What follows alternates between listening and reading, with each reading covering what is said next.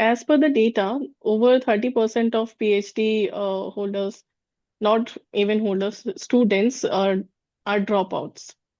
So Hmm. this is comparatively very high as we compare it to doctorate program. So what do you think the reason behind it, or the cause behind it? Talking about in terms of, let's say, comparing, give a simple example. A typical person who's a working professional has the financial and also the professional bandwidth to do a DBA, for example, right? Would make a very informed decision when they want to do a DBA because they know what value proposition it brings to the table when they're doing a typical DBA. Mhm. Normally, a learner that goes into a PhD after their post graduation, there's definitely a possibility of dropout. Number one problem is when it comes to the initial stages, it looks very flowery, but the research supervisors who are the people who are actually supposed to guide the research topic might not have that competency. The learner might have a, just to give an example, one of the biggest problems we face even at a PhD level, dissertation level, is topic selection. Number one, learners are not tuned or trained on how to work on what kind of topic. Number two, Mhm. application of topic to real world scenario and to their own personal thing. I mean, randomly picking up a topic and saying, okay, I'm going to do this, which has no relevance to what you actually want to do in your career slash whatever you want to do, is one of the reasons why disinterest starts creeping into a typical PhD student, because the disconnect between, let's say, the supervisor versus the learner, that's number one, because the supervisor has a point of view which might pick up a case study which is 10 years old, whereas the learner is looking at what is happening in the present trends. So I'm 100% sure learners who are investing time in a PhD want industry relevance. However, case studies and data which is redundant to a typical PhD now is one of the reasons that the learners are like, this is not making sense, because they are seeing what is happening in the market, in the pulse of the market in the industry, whatever topic they choose. If they want to Yes. go any kind of PhD, it has to have that relevance. It has to have relevance. I talked about topic selection. Then simple comes methodology. Again, the problem is when they actually realize that you have to do a in-depth qualitative or quantitative analysis, and you have to go, it's not a cakewalk. There's a lot of aspects that go into a dissertation, Mm-hmm. even if it's an Indian university dissertation.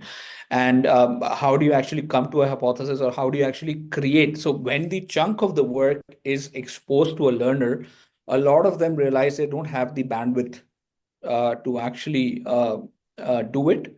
But I still feel the problem is not with the learner.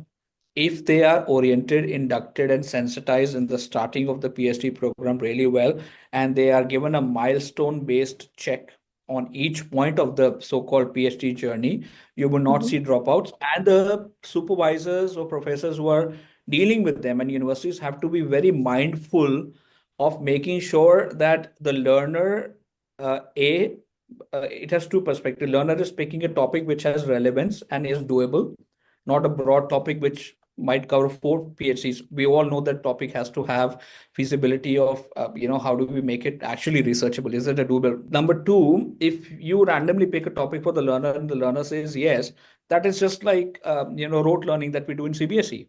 I hate to say it, but it is like that. So obviously that disconnect will come. That aspect of losing whatever passion they might have had in the start will come, and dropouts can happen. Yeah, one thing I realized that PhD is outdated because there is very limited there is a limitation of job opportunities.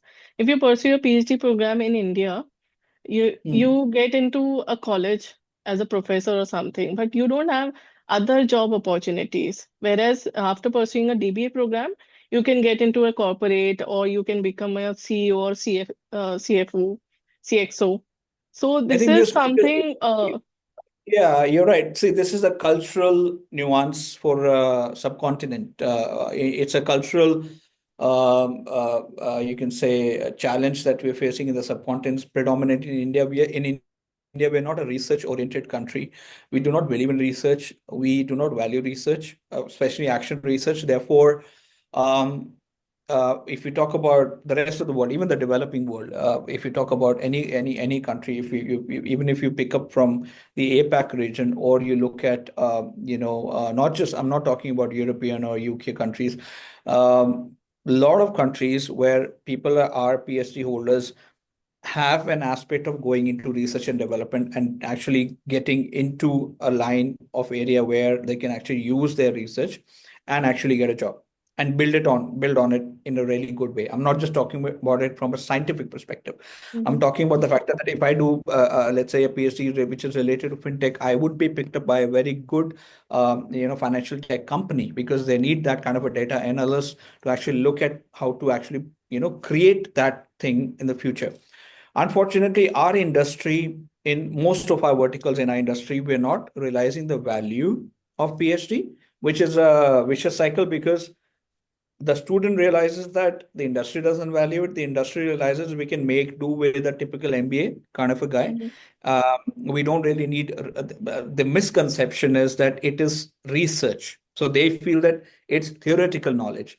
But I believe because there is no practicality, or that much of amount of information is not shared with corporates, that it has practical outcomes. So corporates are very possibly naive on that aspect. DBA, as you rightly said, why is it picking up pulse across the world and India, is because it captures a very niche aspect of the market. It talks about leaders who actually can back up their skills with a qualification, and in the same way back up the qualification with the skills. Yeah. So if I am doing a DBA, I know specifically why I'm doing it. If I, let's say, for example, in DBA, I pick up a cohort which is to do with digital leadership. I know why I would be picking up digital leadership. I do a DBA in emerging technologies. I know why I would be doing it. So I already have that idea. So it's not random picking. That's why the success rate is high, industry's acceptance is high, because the industry needs business leaders more than ever. We have a leadership vacuum which is growing day by day.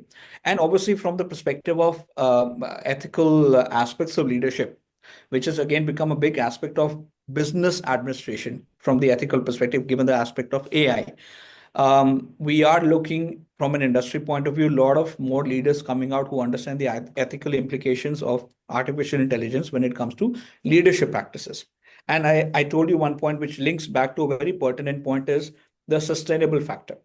So industry is looking for leaders from business who understand how to apply sustainability and ethical SOPs for AI, which can only come when you have something like a DBA in your on your resume or in your repertoire. So there is actually a big difference between both the programs. In PhD, you either go to some government college and get a package, or else you will not get a good job opportunity. But after DBA program, you will get you can go into any industry and get a managerial post or CEO post or CXO or something. Yes, So there is yes. this I mean, woman also who shared her experience of PhD program, that it took her 9 years to complete the program and her mentor was not good enough. So she shared her experience. And this is also something lacking behind, as